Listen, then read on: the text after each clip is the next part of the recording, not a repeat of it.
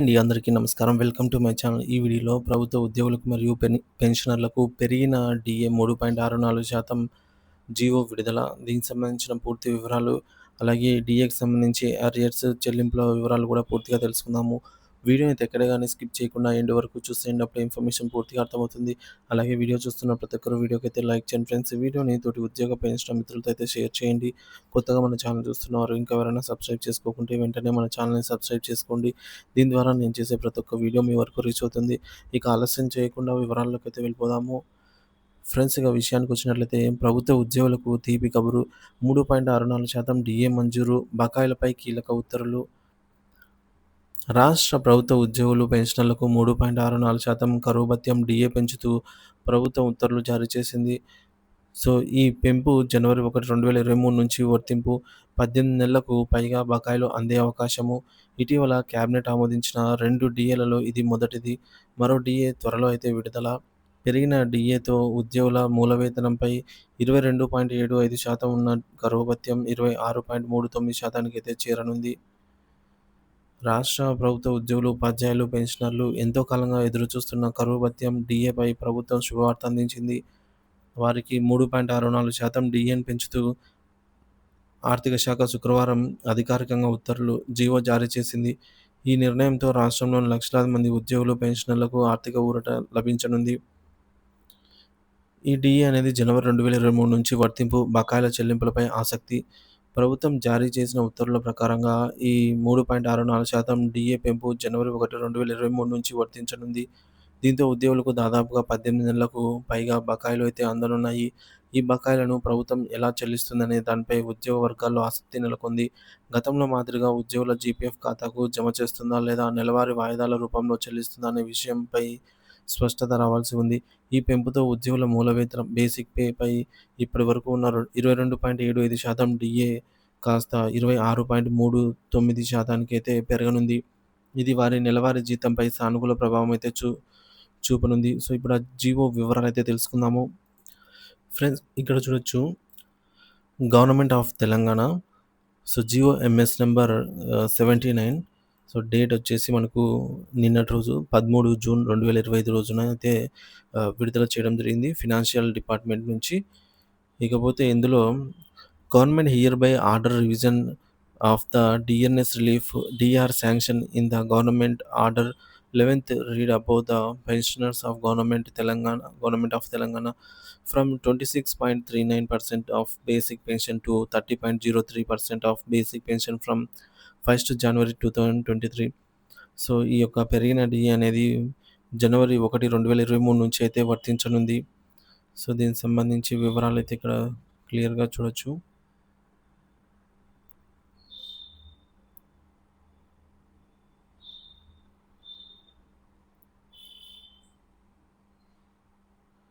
So, the revised dearness relief shall be paid along with the pension of June 2025, payable in the month of July 2025. However, the arrears of revised dearness relief to the pensioners from 1st January 2023 to 31st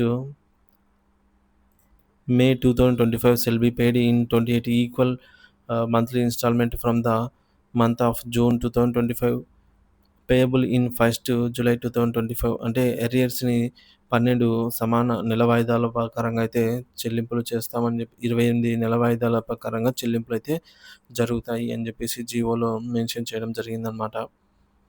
so, ఇదొక in respect dearness relief pending which is from 1st July 2023 order will be issued separately after 6 months. అంటే July 2023 సంబంధించి కూడా డీఏను విడుదల చేస్తుంది ప్రభుత్వము. 6 నెలల తర్వాతనైతే ఇందులో క్లియర్‌గా అయితే మెన్షన్ చేసి ఉందనమాట.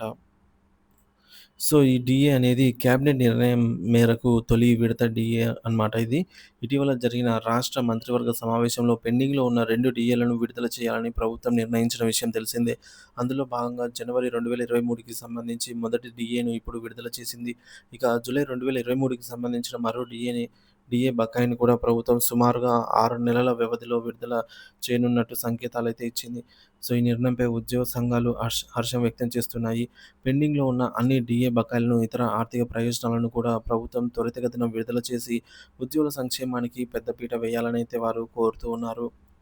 ఇకపోతే ఈ యొక్క ఉద్యోగులకు పెరిగిన ఈ 3.64% డీఏ బకాయిలను 18 సమాన వాయిదాల్లో అయితే చెల్లింపులు చేయాల్సి అయితే ఉందన్నమాట. సో, దీనికి దీనివల్ల రాష్ట్ర ప్రభుత్వ ఉద్యోగుల పెన్షన్లు ఎంతో కాలంగా ఎదురుచూస్తున్న కరువు భత్యం డీఏపై ప్రభుత్వం తీపి కబురు అంతే అందించింది. పెండింగ్‌లో ఉన్న డీఏలలో భాగంగా 3.64% డీఏ మంజూరు చేస్తూ అధికారికంగా జీవో విడుదల చేసింది. ఈ పెంపు జనవరి 1, 2023 నుంచే వర్తించడంతో ఉద్యోగులకు దాదాపుగా 18 నెలలకు పైగా బకాయిలు అందనున్నాయి. అయితే ఈ బకాయిల మొత్తాన్ని ఒకేసారి కాకుండా 18 సమాన నెలవారీ వాయిదాల రూపంలో అయితే ఉద్యోగుల ఖాతాల్లో జమ చేయనున్నట్టు ప్రభుత్వం ఉత్తర్వులలో పేర్కొంది.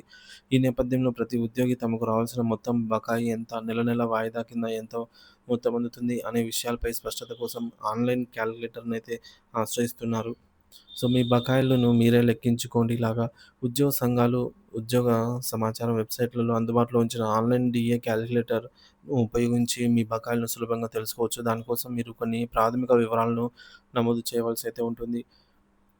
సో, ప్రస్తుత మూల వేతనము ఎంత అనేది అంటే ఈ రోజు నాటికి మీ బేసిక్ పే ఎంత ఉంటుందో నమోదు చేయాలి. అలాగే ఇంక్రిమెంట్ నెల ప్రతి ఏటా మీకు ఇంక్రిమెంట్ ఏ నెలలో వస్తుందో ఎంచుకోవాలి. మీరు ప్రత్యేక ఇంక్రిమెంట్లు మీకు 6 సంవత్సరాలు గానీ, 12 గానీ, 18 సంవత్సరాల ఆటోమేటిక్ అడ్వాన్స్‌మెంట్ స్కీమ్ ఏఏఎస్ ఇంక్రిమెంట్లు పొంది ఉంటే ఆ వివరాలు నమోదు చేయాలి. అలాగే సీపీఎస్, జీపీఎఫ్ మీరు కాంట్రిబ్యూటరీ పెన్షన్ స్కీమ్ సీపీఎస్ పరిధిలోకి వస్తారా? లేదా జనరల్ ప్రావిడెంట్ ఫండ్ జీపీఎఫ్ పరిధిలోకి వస్తారా? అనే వివరాలు ఇవ్వాలి. దీని ఆధారంగా బకాయిలపై వర్తించే మినహాయింపులు లెక్కించబడతాయి. సరెండర్ లీవ్స్ మీరు ఈ మధ్య కాలంలో సరెండర్ లీవ్ తీసుకొని ఉంటే ఆ వివరాలు నమోదు చేయాలి. ఈ వివరాలు ఇవ్వగానే క్యాలిక్యులేటర్ ఆటోమేటిక్‌గా జనవరి 2023 నాటికి మీ బేసిక్ పేతో లెక్కించి అప్పటి నుంచి ప్రతి నెల మీకు రావాల్సిన అదనపు డీఏను అయితే పరిగణిస్తుంది. ఉదాహరణకు సులభంగా అర్థం చేసుకోవడానికి ఒక ఉద్యోగి వివరాలతో అయితే ఈ లెక్కింపు ప్రక్రియనైతే పరిశీలిద్దాము. ప్రస్తుత బేసిక్ పే రూ. 60,000 అంతే అనుకుందాం ఒక వ్యక్తికి.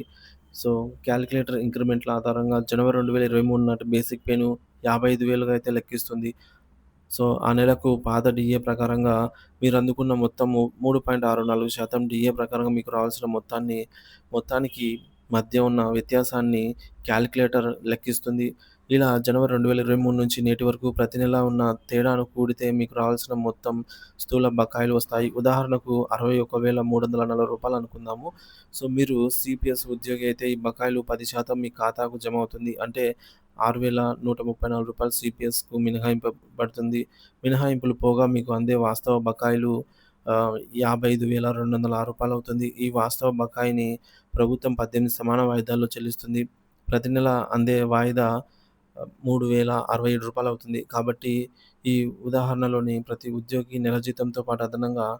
3,067 చొప్పున 18 నెలల పాటు అందుతుంది. సో, పెండింగ్‌లో ఉన్న డీఏను ప్రభుత్వం విడుదల చేయడంపై ఉద్యోగులు ఒకవైపు హర్షం వ్యక్తం చేస్తుండగా, బకాయిలను ఒకేసారి చెల్లించకుండా 18 వాయిదాలుగా విభజించడంపై తీవ్ర అసంతృప్తి వ్యక్తం చేస్తున్నారు. ఒకేసారి బకాయిలు అందితే కుటుంబ అవసరాలకు, ఆర్థిక ప్రణాళికలకు ఉపయోగపడతాయి. ఇలా వాయిదాల్లో ఇవ్వటం వల్ల దాని ప్రయోజనం పూర్తి స్థాయిలో అందదని పలువురు అయితే ఉద్యోగులు వాపోతూ ఉన్నారు. సో, దీనిపై మీ అభిప్రాయాన్ని కామెంట్ ద్వారా తెలియజేయండి. Thank you for watching this video.